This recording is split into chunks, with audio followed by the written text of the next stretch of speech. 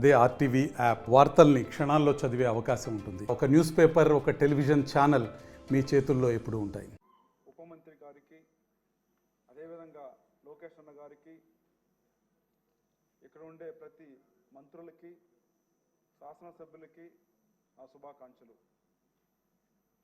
మొట్టమొదటిసారిగా నాకు అవకాశం ఇచ్చిన సభాపతి గారికి, ముఖ్యమంత్రి గారికి కూడా ప్రత్యేక ధన్యవాదాలు.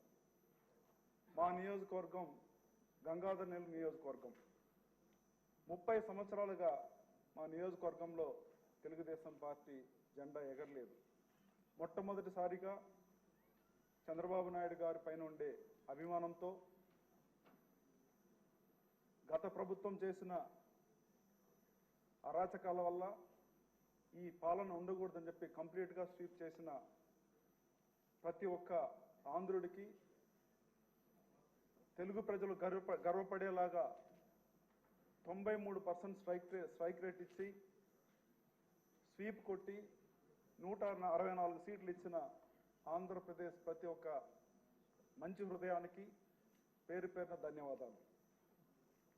ఈరోజు బడ్జెట్ చూశారంటే సుమారుగా 2.94 lakhs కోట్ల కేటాయించారు. ఇది నిజంగా ఎక్సలెంట్ బడ్జెట్. దీన్ని మనం ప్రాపర్గా యూజ్ చేసుకుంటే ఆంధ్ర రాష్ట్రం బ్రహ్మాండంగా డెవలప్ అవుతుంది. చంద్రబాబు నాయుడు గారు ఒక విజనరీ లీడర్, మనకందరికీ తెలుసు. ఒక పీరియడ్లో 95లో కంప్యూటర్ గురించి మాట్లాడినప్పుడు ఏంది వ్యవసాయానికి ప్రత్యేకత ఇవ్వకుండా సాఫ్ట్వేర్ గురించి, కంప్యూటర్ గురించి మాట్లాడుతున్నారని చెప్పేసి చాలా మంది కూడా హేళన చేశారు. హైదరాబాద్ ఉమ్మడిగా మన క్యాపిటల్ సిటీగా ఉన్నప్పుడు హైదరాబాద్ అంటేనే ఒక రాళ్ళు రప్పలు ఉండే ప్రదేశం. ఈరోజు హైదరాబాద్ చూశారంటే వన్ ఆఫ్ ద బెస్ట్ సిటీగా తయారైంది. అదేవిధంగా మీరు హైదరాబాద్కి వెళ్తే మీకు ఒక కాలిఫోర్నియాలో ఉండేటట్టు అనిపిస్తుంది. దీని రూపకల్పక ఎవరో కాదు, మన రాష్ట్ర ముఖ్యమంత్రి వర్యులు. ఆయన కష్టం వలనే హైదరాబాద్ ఒక బ్రహ్మాండమైన సిటీగా డెవలప్ అయింది. ఈరోజు ప్రపంచంలో ఏ దేశం వెళ్ళినా ఐటీలో నంబర్ 1గా ఉన్నారంటే దానికి ముఖ్య కారణం చంద్రబాబు నాయుడు గారి వల్లనే. ప్రతి ఒక్కరు కూడా మంచిగా సంపాదించుకొని వాళ్ళ ఆర్థికంగా కూడా మంచిగా పెరిగారు. కాబట్టి మన ముఖ్యమంత్రి గారిని మంచిగా మనం యూజ్ చేసుకోవాలి. ఆయనకు అన్వాంటెడ్ స్ట్రెస్ ఇవ్వకూడదు. చంద్రబాబు నాయుడు గారు ఒక కోహినూరు వజ్రం. ఎలా యూకేలో కోహినూరు వజ్రాన్ని భద్రంగా తాళం వేసి పెట్టి సెక్యూరిటీ పెట్టి చూపిస్తారో, అదేవిధంగా మన చంద్రబాబు నాయుడు గారిని ఎలాంటి స్ట్రెస్ లేకుండా మంచిగా అభివృద్ధి చేయడానికి ఆయన్ని మనం కేర్ఫుల్గా చూసుకోవాలని చెప్పేసి, ఆయన మంచిగా ఆరోగ్యంగా ఉంటే కంపల్సరీ ఆంధ్రప్రదేశ్ కూడా వన్ ఆఫ్ ద బెస్ట్ స్టేట్గా, ఇండియాలోనే టాప్ మోస్ట్ స్టేట్గా అవుతుందని చెప్పేసి మేమందరూ కూడా ఆయన ఆరోగ్యంగా ఉండాలని చెప్పి ఆ దేవుడిని ప్రార్థించుకుంటున్నాం. అదేవిధంగా లోకేష్ అన్న గారు కూడా 24 గంటలు కష్టపడి చాలా కంపెనీలు తీసుకురావడానికి చాలా ఆసక్తి చూపిస్తున్నారు. ఆయన పర్యటన కానీ, ఆయన మాట్లాడే తీరు కానీ, ఆయన తీసుకొచ్చిన పెద్ద ఇండస్ట్రీలు కూడా నిజంగా లోకేష్ అన్నకి హ్యాట్స్ ఆఫ్. అదేవిధంగా ఈరోజు బడ్జెట్ చూసారంటే మెయిన్గా స్కూల్ ఎడ్యుకేషన్కి 29,000 కోట్లు, ఉమెన్ అండ్ చైల్డ్ వెల్ఫేర్కి 4,285 కోట్లు, హ్యూమన్ రిసోర్స్ డిపార్ట్మెంట్కి 1,215 కోట్లు, హైయర్ ఎడ్యుకేషన్కి 2,325 కోట్లు, హెల్త్ కేర్కి 18,420 కోట్లు, పంచాయత్ రాజ్కి 16,739 కోట్లు, అర్బన్ డెవలప్మెంట్కి 11,490 కోట్లు, హౌసింగ్ డిపార్ట్మెంట్కి 412 కోట్లు, ఎన్విరాన్మెంట్ అండ్ ఫారెస్ట్ డిపార్ట్మెంట్కి 687 కోట్లు, వాటర్ రిసోర్సెస్కి 16,705 కోట్లు, ఇండస్ట్రీస్ అండ్ కామర్స్కి 3,127 కోట్లు, ఎనర్జీ సెక్టార్కి 8,207 కోట్లు, రోడ్స్ అండ్ బిల్డింగ్స్కి 9,554 కోట్లు, యూత్ అండ్ టూరిజానికి 322 కోట్లు, పోలీస్ డిపార్ట్మెంట్కి 4,95 కోట్లు. ఇవన్నీ చూసారంటే బ్రహ్మాండంగా పక్షపాతం లేకుండా ఈక్వాలిటీతో చాలా కష్టపడి ఈ బడ్జెట్ని రూపొందించారు. ఇది one of the best budget అని చెప్పడానికి దీనికంటే ఏం నిదర్శనం లేదు. అదేవిధంగా ఒక దళిత ఎమ్మెల్యేగా దళిత సంక్షేమం కోసమే ఈ ప్రభుత్వం ఉందనడానికి నాడు 2022లో 23లో 12,358 కోట్లు గత ప్రభుత్వం ఇస్తే మన ప్రభుత్వం చంద్రబాబు నాయుడు గారు వచ్చిన తర్వాత 2024-25కి 18,497 కోట్లు దళితుల కోసం ఇవ్వడం నిజంగానే మాకు చాలా సంతోషం అనిపిస్తుంది. అదేవిధంగా ఎస్టీల సంక్షేమం కోసం నాడు 2022-23లో 4,033 కోట్లు అయితే నేడు 7,557 కోట్లు ఇవ్వడం జరిగింది.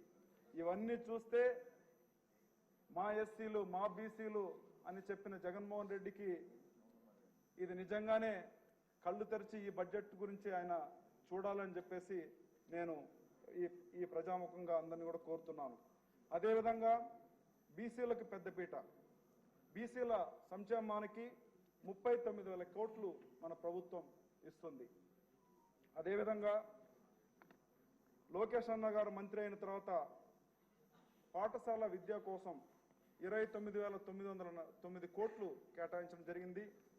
ఇవన్నీ కూడా మంచిగా కాలేజీలు, స్కూళ్ళు, యూనివర్సిటీ రావడానికి ఇవన్నీ తోడ్పడుతుందని చెప్పేసి మనందరూ కూడా ఆశిస్తాం.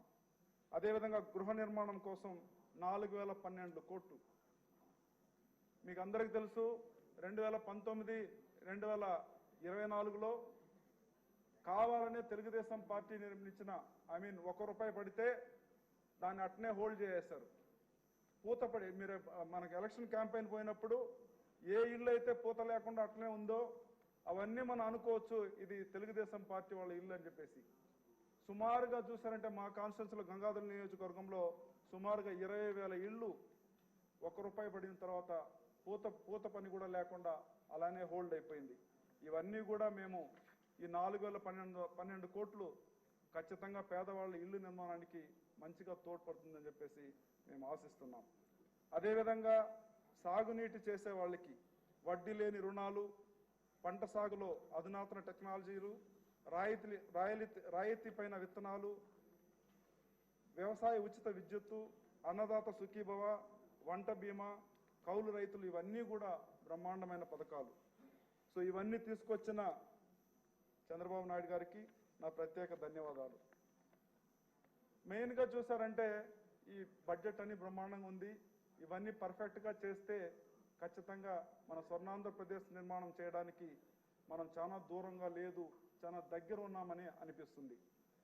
సో ఉమ్మడి చిత్తూరు జిల్లా తిరుపతి, చిత్తూరు 2 ఒకటిగా ఉండింది. విడిపోయిన తర్వాత నిజంగా మా చిత్తూరు జిల్లాకి కష్టాలు స్టార్ట్ అయినాయి. ఎందుకంటే మొత్తం కూడా యూనివర్సిటీస్, కాలేజెస్, ఇండస్ట్రీస్ అన్నీ కూడా తిరుపతి జిల్లాకి వెళ్ళిపోయింది. చిత్తూరు మేము ఒక దిక్కులేని ఒక అనాథలాగా ఉన్నాం. సో కాబట్టి అందరూ మంత్రులు ఇక్కడ ఉండే వాళ్ళందరూ కూడా మా జిల్లా కొద్దిగా ప్రత్యేకంగా శ్రద్ధ వహించి మా జిల్లాకు కావాల్సిన యూనివర్సిటీ, మాకు జిల్లాకు కావాల్సిన 100 పడకల హాస్పిటల్, మాకు జిల్లాకు కావాల్సిన అన్నీ కూడా ఈ బడ్జెట్లో మాకు ప్రత్యేక కేటాయింపు ఇవ్వాలని చెప్పేసి ప్రతి ఒక్కరిని కూడా పేరు పేరున నేను కోరుకుంటున్నాను. ఈ తాజా బడ్జెట్లో ప్రధానంగా తిరుపతి జిల్లా నిధులు కేటాయించబడ్డాయి. చిత్తూరు జిల్లాకు పెద్దగా లేదు. చిత్తూరు జిల్లా మెయిన్గా గంగాధర నెల్లూరు, ఇది ఒక రూరల్ ఏరియా. మీరు ఎంత దూరం పోయినా కొండలు గుట్టలు ఉంటాయి, కానీ పెద్దగా వచ్చి అక్కడ ట్రాన్స్పోర్టేషన్ కూడా ఇబ్బంది ఉంటుంది. కొన్ని ఊర్లో ఇంకా చూసారంటే సెల్ ఫోన్ టవర్ కూడా రాదు. కొన్ని మండలాల్లో సెల్ ఫోన్ టవర్ కూడా రావు. ఇంత దారుణమైన పరిస్థితుల్లో మా నియోజకవర్గం ఉంది. ఇవన్నీ కూడా దయచేసి మా చిత్తూరు జిల్లాలో ఉండే ఈ చిన్న ఎస్సీ నియోజకవర్గాలపైన మంచి ఫోకస్ చేయాలని చెప్పేసి ప్రతి ఒక్క మంత్రిని, మెయిన్గా చంద్రబాబు నాయుడు గారి ముఖ్యమంత్రి గారిని నేను రిక్వెస్ట్ చేస్తున్నాను. అదేవిధంగా నియోజకవర్గంలో ఇరిగేషన్ ప్రాజెక్టులు పూర్తి కాలేదు. ఈ ప్రాజెక్టులు సరిపడ నిధులు కేటాయించలేదు. అదేవిధంగా హంద్రినివా ప్రాజెక్టు వలన గంగాధర నెల్లూరు, చిత్తూరు, పూతలపట్టు నియోజకవర్గం ప్రజలు మరి రైతులు లబ్ధి పొందాలంటే ఈ ప్రాజెక్టులన్నీ కూడా మంచిగా చేస్తే, ఈ కేటాయించిన బడ్జెట్లన్నీ కూడా ప్రాపర్గా యూటిలైజ్ చేస్తే మా ప్రజలకు మంచి జరుగుతుందని చెప్పేసి అధ్యక్ష మిమ్మల్ని కోరుతున్నాను. అందువల్ల మా నియోజకవర్గంలో గవర్నర్ ముఖ్యమంత్రి గారు సొంత జిల్లా కాబట్టి దయచేసి దీనిపైన కొద్దిగా స్పెషల్ ఫోకస్ పెట్టాలని చెప్పేసి నేను కోరుతున్నాను. అదేవిధంగా ఎన్టీఆర్ జలాశయం పెండింగ్ అయిపోయింది. గత ప్రభుత్వంలో సగం అమౌంట్ ఇచ్చి పనులు జరగకుండా అలానే స్టాప్ అయిపోయింది. అక్కడ గ్రీస్ వేయడానికి కూడా డబ్బులు లేదు, మొత్తం చెట్లు మొలిచిపోయినాయి. అదేవిధంగా కృష్ణాపురం ప్రాజెక్ట్, కారట్నగరం మండలంలో ఒక చిన్న గ్రామంలో నేను పుట్టాను. మంచి ఎక్సలెంట్ ప్రాజెక్ట్ అది. సుమారుగా 3-4 మండలాలకి నీళ్ళు వస్తాయి. ఇప్పుడు చూసారంటే శిథిలావస్థలో మొత్తం చెట్లు మలిసిపోయి చాలా దారుణంగా తయారైనాయి. ఎందుకంటే 2 టర్మ్ అక్కడ నారాయణ స్వామి అనే ఒక deputy CM, excise minister, commercial tax 3 పోర్ట్ఫోలియోలు ఉన్న ఒక మంత్రి, 2 సార్లు ఎమ్మెల్యే, దేనికి పనికిరాడు. ఊరిక ఏదైనా తీసుకునే బూతులు మాట్లాడతాడు కానీ ఆయన ఏం మాట్లాడతాడో ఆయనకే తెలియదు. తిరుమల గుడికి వెళ్ళి ఆయన ఏం చెప్తారంటే జగన్మోహన్ రెడ్డిని తరిమి కొట్టే రోజులు తొందరలోనే వస్తాయంటాడు. ఆయన వాళ్ళ ముఖ్యమంత్రిని ఆయన చెప్తాడు. అంటే ఎంత ఆయన ఎడ్యుకేటెడో, ఎంత క్వాలిఫైడో దీన్ని బట్టి మనకు తెలుస్తుంది. ఎక్కడ చూసినా ఈయన ముండా అనడము, లేదంటే బూతులు మాట్లాడడం ఇదే వచ్చు. కానీ ఆయన నియోజకవర్గంలో ఒక స్కూల్ లేదు, ఒక కాలేజ్ లేదు, లేదంటే ఒక ఫైర్ స్టేషన్ లేదు, ఒక బస్ స్టాండ్ లేదు. ఇలాంటి బేసిక్ కూడా తెలియని ఒక పనికిమాలిన ఎమ్మెల్యేని, ఒక పనికిమాలిన ముఖ్యమంత్రిని డిప్యూటీ ముఖ్యమంత్రి చేసింది ఎందుకో నాకు నిజంగా అర్థం కాలే. సో కాబట్టి చాలా ఇష్యూస్ ఉన్నాయి మా నియోజకవర్గంలో. మెయిన్గా ఎన్టీఆర్ జలాశయం తొందరగా పూర్తి చేయాలి. కృష్ణాపురం ప్రాజెక్ట్ మంచిగా చేసి 6 మండలాలకి నీళ్లు రావాలి. గవర్నమెంట్ డిగ్రీ కాలేజ్ ఎదురుకుప్పంలో శాంక్షన్ అయ్యి అట్నే స్టాప్ అయిపోయింది. సో కాబట్టి ఈ బడ్జెట్లో ఇవన్నీ కూడా పూర్తి చేస్తే బ్రహ్మాండంగా ఉంటుంది. మాకు చిత్తూరుకి పుత్తూరుకి మధ్యలో ఉంటుంది మా కాన్స్టిట్యున్సీ. ఏదైనా వ్యవసాయంలో కానీ ఎక్కడైనా ఫైర్ అయిపోయిందంటే, లేదంటే విలేజ్లో ఎక్కడైనా మండుకుంటుందంటే కూడా మాకు ఒక ఫైర్ స్టేషన్ కూడా లేదు. ఒకటి పుత్తూరు నుంచి రావాలి, లేదంటే చిత్తూరు నుంచి రావాలి. మధ్యలో ఉంది కాబట్టి సుమారుగా 50 కిలోమీటర్లు ఫైర్ ఇంజిన్ వచ్చే లోపే అన్నీ కూడా కాలిపోతాయి. సో కాబట్టి ఇవన్నీ కూడా మాకు కావాలని చెప్పేసి సభాపతిని నేను కోరుతున్నాను. అదేవిధంగా పిల్లలు మంచిగా స్పోర్ట్స్ పైన మంచిగా అవగాహన ఉంది. ప్రతి ఒక్కరు కూడా స్పోర్ట్స్లో రాణియాలని చూస్తున్నారు. గత ఈ డిప్యూటీ సీఎం వెదురుగుప్ప మండలంలో నేను ఒక పెద్ద మినీ స్టేడియం కట్టిస్తానని చెప్పి వాగ్దానం చేసి లాస్ట్ టైం గెలిచాడు. కానీ గెలిచిన తర్వాత అడ్రస్సే లేదు. సో ప్రతి ఒక్కరు కూడా ఎక్స్పెక్టేషన్ ఎక్కువ ఉంది.